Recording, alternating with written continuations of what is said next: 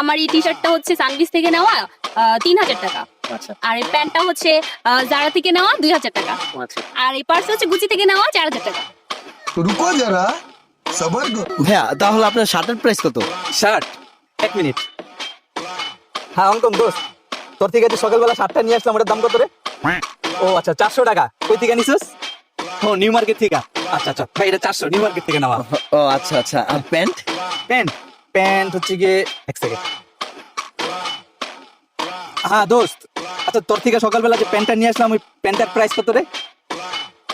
ও আচ্ছা 600 টাকা। আর এই যে বেল দেখতেছেন না, এটা হচ্ছে আমার বাপের বেল, সকালবেলা পরে আইছি। ও আচ্ছা ভাইয়া, জুতা? জুতা হ্যাঁ। 1 মিনিট।